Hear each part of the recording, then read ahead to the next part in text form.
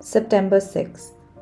As is the business of tailors to make clothes and cobblers to make shoes, so it is the business of Christians to pray. Martin Luther.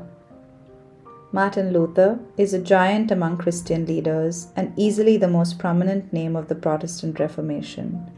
When he nailed his 95 Theses to his church door, he took a lone stand against a formidable foe.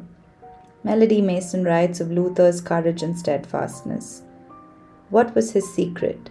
How could he stand so courageously against the most influential and powerful religious system in the world and yet not be ruffled? The answer was prayer. His strength came from the secret place of prayer.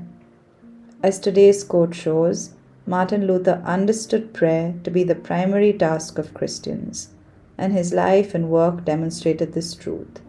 Mary Jane Hemig writes, while many are accustomed to thinking of Luther as an insightful teacher, important reformer, and prominent figure in church history, fewer think of him as a pastor giving practical advice on basic matters of the Christian life.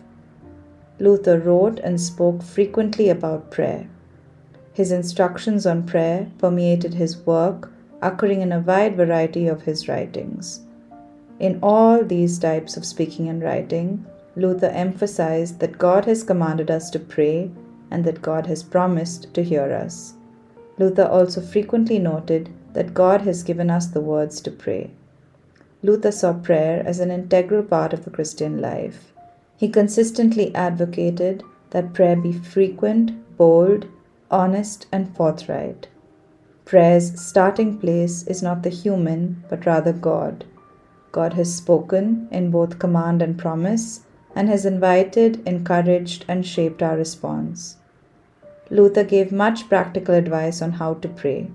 He discussed the timing and occasions for prayer, the structure and content of prayers, specific challenges faced by those praying, and even the physical postures involved.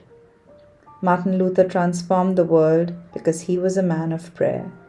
May we follow in his footsteps. Today's prayer.